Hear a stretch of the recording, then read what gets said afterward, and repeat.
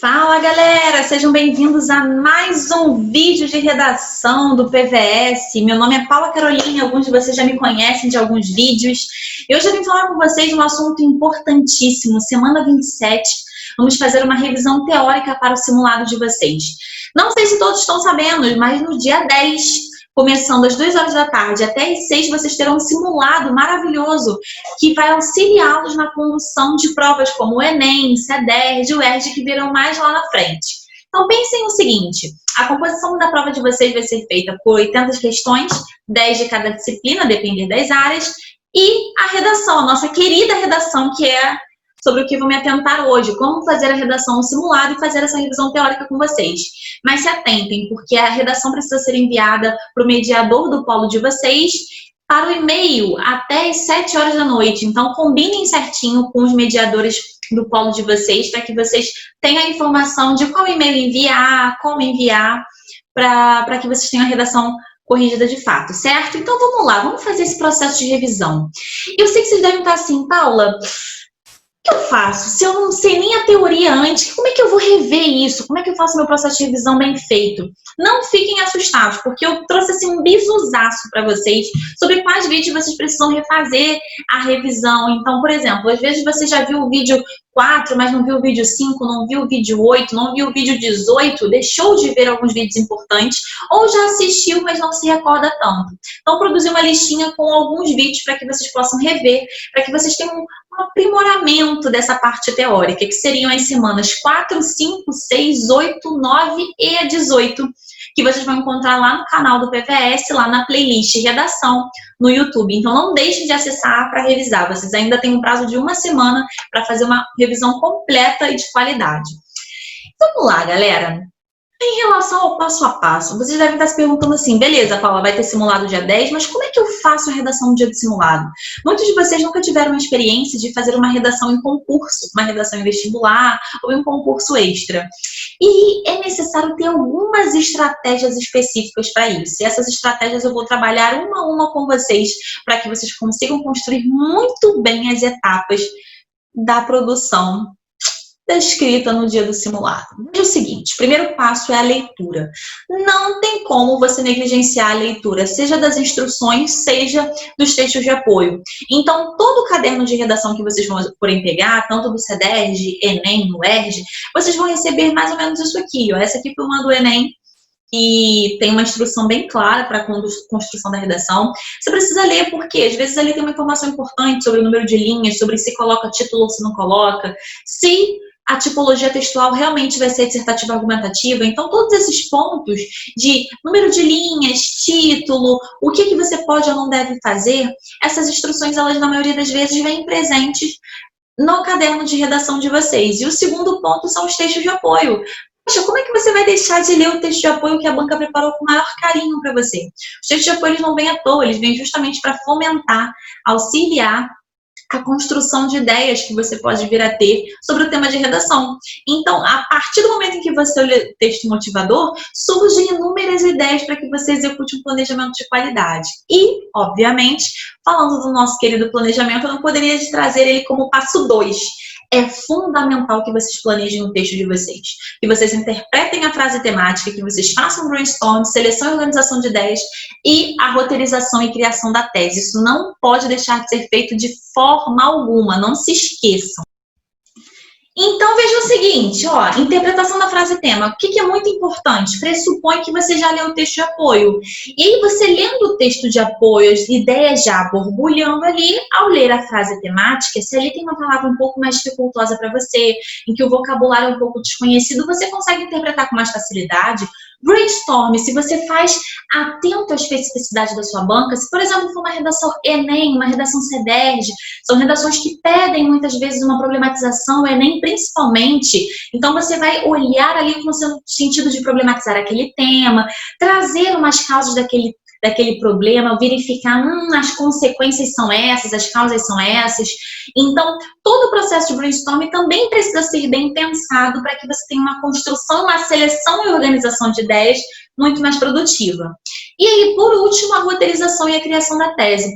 Lembrem-se que a roteirização é um passo fundamental para você decidir aquilo que você vai colocar na sua introdução, no seu D1, no seu D2, quais são os pontos que vão ser trabalhados no D1 e D2, para depois construir a tese, que é o coração do texto de vocês, para que vocês consigam realmente colocar ali na tese os elementos que vocês vão abordar nos parágrafos de desenvolvimento.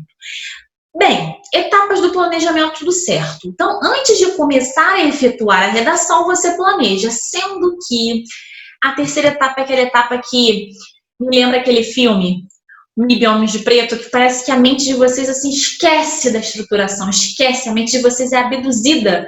Por quê? Muitas vezes vocês não se recordam da estrutura completa dos parágrafos da redação. Então, a introdução tem uma estrutura específica, desenvolvimento e conclusão.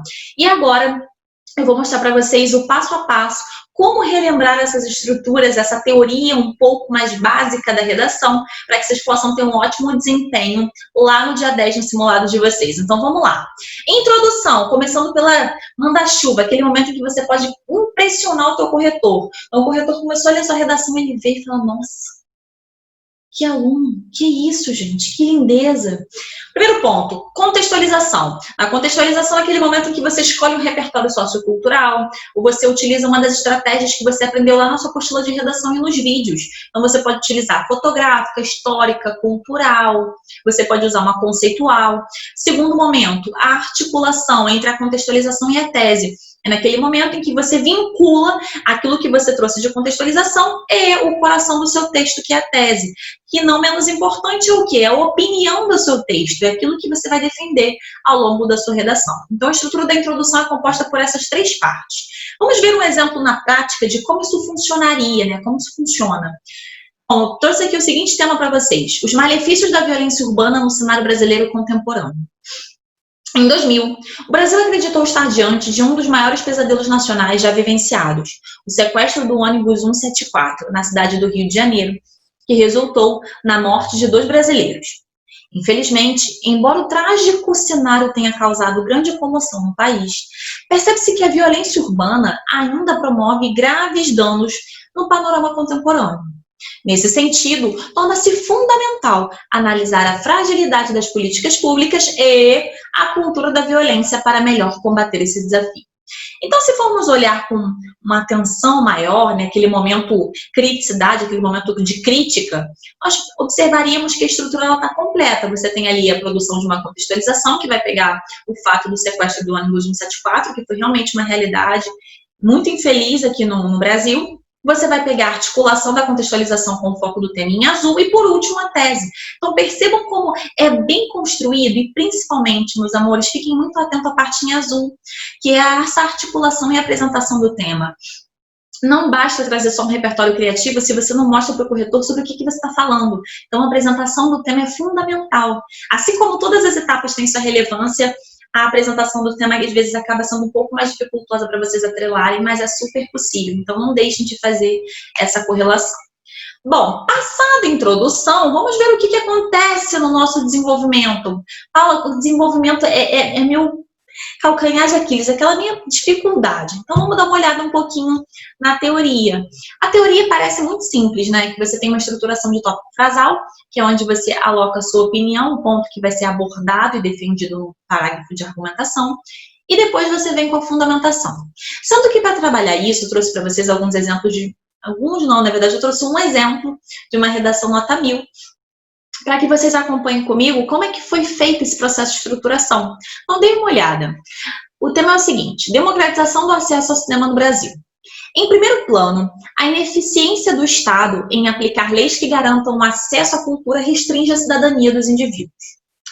Seja pela dificuldade em administrar recursos em um território de dimensões continentais, seja pela falta de interesse dos órgãos públicos em promover o desenvolvimento sociocultural democrático das regiões afastadas do centro vanguardista nacional. Existe uma parcela significativa da população sem acesso ao cinema. Dados oficiais do governo indicam que atualmente existem 2.200 salas de cinemas no país. Entretanto, o Brasil possui mais de 200 milhões de habitantes, o que indica que a democratização do entretenimento cinematográfico é um processo lento e até mesmo utópico.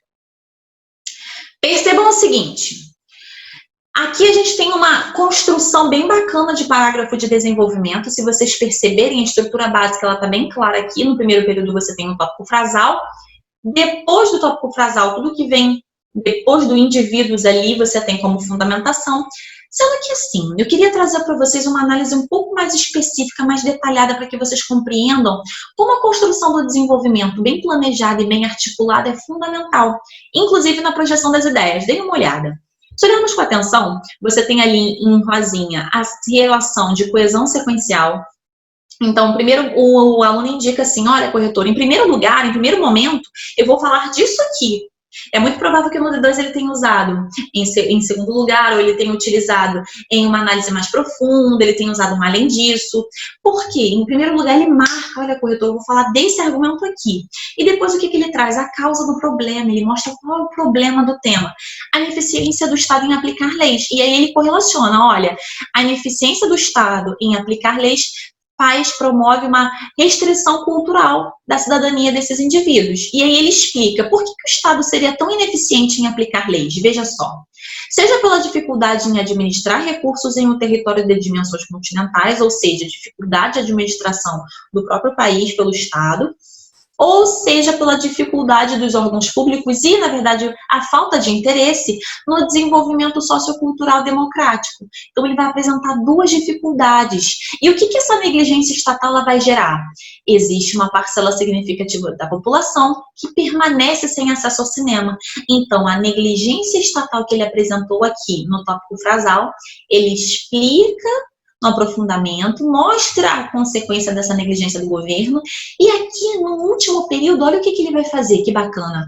Ele traz um dado estatístico para comprovar que o Estado é tão ineficiente que você tem 200 milhões de habitantes e você tem apenas 2.200 salas de cinema, ou seja, é um número muito insuficiente para a quantidade de habitantes que você tem. Então, é um dado estatístico que vem corroborar para o processo argumentativo. E por último, o que ele vai fazer? Ele retoma o problema do tema. Logo, o que vai ser indicado? Que a democratização desse entretenimento é um processo lento e, ao mesmo tempo, utópico, ou seja, o Brasil ele não tem ainda as condições favoráveis para tornar essa democratização do acesso uma realidade. Então, o cinema ainda é uma realidade muito longe para muitos brasileiros. Percebem a boa construção? Fenomenal, né? Ficou assim. Excelente o processo de construção desse desenvolvimento. Sendo que não para por aí, né? Para a gente ir para um momento muito especial, que é aquele momento em que você fala assim, ai, tô terminando, aquele momento que você dá um tchau, você fala, tchau, corretor, agora eu vou sambar na cara da banca porque eu vou fazer uma conclusão de excelência. E aí, nada mais justo do que eu retomar a estrutura com vocês. A estrutura de um parágrafo de conclusão, ela parece simples, mas ela tem alguns detalhes, principalmente quando a gente fala de Enem. Então, vejam só, no primeiro momento você tem a retomada da sua tese. É aquele momento que você mostra assim, olha, tudo aquilo que eu me comprometi a desenvolver, eu consegui, e agora eu cheguei até aqui, até o desfecho desse texto. Em segundo momento, você tem sua proposta de intervenção, que é um ponto em que eu vou dar uma atenção mais especial com vocês. E, por último, a gente tem o nosso trecho de desfecho criativo, que é o quê? Aquela oportunidade de você projetar sua circularidade no texto. Então, vamos lá. Peguei um exemplo aqui de uma proposta nota 1000 também para trabalhar com vocês. Democratização do acesso ao cinema no Brasil. Ainda mantive o tema do ano passado. Portanto, fica evidente a importância do cinema para a construção de uma sociedade mais culta e a necessidade da democratização desse recurso. Nesse âmbito, cabe ao Ministério da Educação e da Cultura promover o maior acesso ao conhecimento e ao lazer, por meio da instalação de cinemas públicos nas áreas urbanas mais periféricas, que deverão possuir preços acessíveis à população local, a fim de evitar a situação de alienação e insuficiência intelectual presente nos membros das classes mais baixas.